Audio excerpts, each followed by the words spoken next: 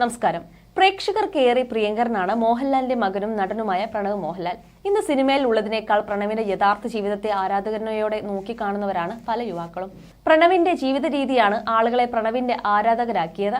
യാത്രയും സാഹസികതയും ഒപ്പം ഇത്തിരി സംഗീതവും ചേർന്നതാണ് പ്രണവ് എന്ന നടൻ. വളരെ അപൂർവമായി മാത്രം നാട്ടിലെത്താറുള്ള താരത്തിന്റേതായി പുറത്തുവരുന്ന വീഡിയോകളും ചിത്രങ്ങളും ഞൊടിയിണ കൊണ്ടാണ് സമൂഹ മാധ്യമങ്ങൾ ശ്രദ്ധ പിടിച്ചു പറ്റാറുള്ളത്. വർഷങ്ങൾക്ക് ശേഷം എന്ന സിനിമയാണ് താരത്തിൻ്റെതായി പുറത്തെത്തിയത്. ഇവിടെ സിനിമയുടെ തിരക്കുകൾക്കിടയിലും ചിത്രത്തിലെ നായകൻ ഊട്ടിയിലായിരുന്നു. സ്വന്തം സിനിമയുടെ പ്രൊമോഷൻ ഇന്നേ വരെ പ്രണവ് വന്നിട്ടില്ല. ഇപ്പോഴത്തെ പ്രണവിനെ കുറിച്ച് പ്രശസ്ത ഫോട്ടോഗ്രാഫറും സംവിധായകനുമായ അനീഷ് ഉപാസന പറഞ്ഞ വാക്കുകളാണ് സോഷ്യൽ മീഡിയയിൽ വൈറലായി മാറുന്നത്. ഒരു മാധ്യമത്തിന് നൽകിയ അഭിമുഖത്തിലാണ് അനീഷ് പ്രണവിനെ കുറിച്ച് സംസാരിക്കുന്നത്. മോഹൻലാൽ സംവിധാനം ചെയ്ത ബാറോസ് എന്ന ചിത്രത്തിന്റെ സെറ്റിൽ പ്രണവ് മോഹൻലാൽ എത്തിയപ്പോഴുള്ള സംഭവത്തെക്കുറിച്ചാണ് അനീഷ് പറയുന്നത്.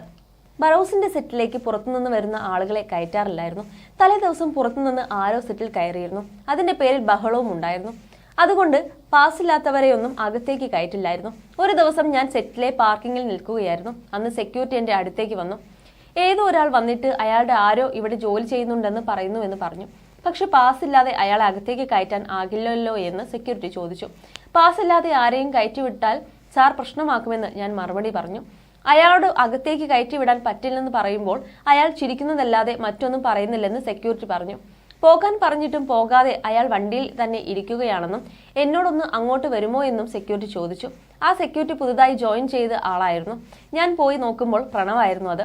ക്യാപ്പൊക്കെ വെച്ചിട്ടാണ് അവരിയ്ക്കുന്നത്. അപ്പു വാ ഇറങ്ങെന്ന് ഞാൻ പറഞ്ഞു. സെക്യൂരിറ്റിയോട് അത് ലാൽ സാറിന്റെ മകനാണെന്നും പറഞ്ഞു. പ്രായമായ ആളായിരുന്നത് കാരണം അയാൾക്ക് പ്രണവരെ അറിയില്ലായിരുന്നു.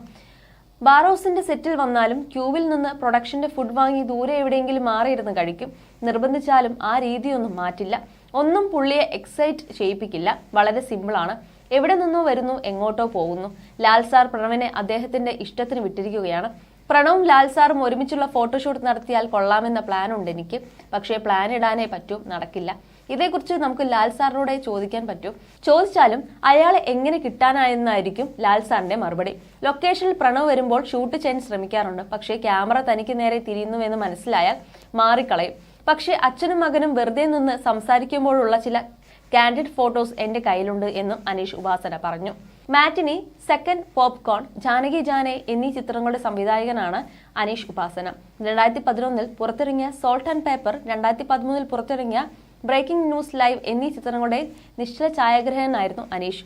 കൂടാതെ മായാമാധവം എന്ന ആൽബത്തിന് ലിംഗ ബുക്ക് ഓഫ് റെക്കോർഡ്സ് അവാർഡും ലഭിച്ചിട്ടുണ്ട്.